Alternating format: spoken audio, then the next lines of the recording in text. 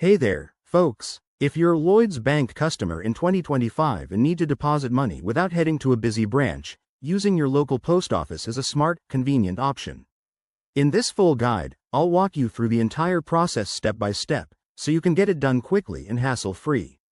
Let's dive right in. First things first, make sure you have everything you need before you head out. You'll require your Lloyds Bank account number, sort code, and some form of identification like a debit card or passport.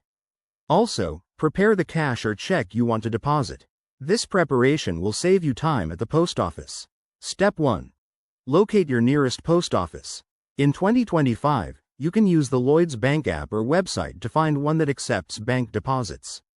Once you're there, head to the counter and inform the teller that you're making a deposit into your Lloyds account. Next, Step 2. Fill out a deposit slip. Most post offices provide these, but you might need to have your account details ready. Double-check for accuracy to avoid any errors.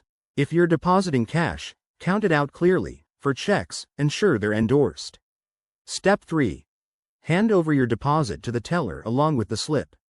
They'll process it through their system, which is linked to Lloyds Bank for seamless transfers.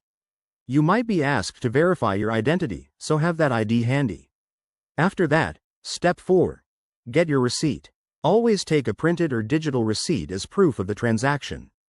This is crucial for your records. Finally, a few tips to make this smoother.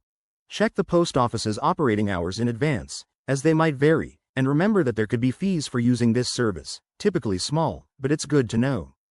In 2025, digital options might be even more integrated, so keep an eye on the Lloyds app for updates. There you have it. Depositing money into your Lloyds Bank account via the post office is straightforward and efficient. If you found this guide helpful, give it a thumbs up, subscribe for more banking tips, and drop your questions in the comments below.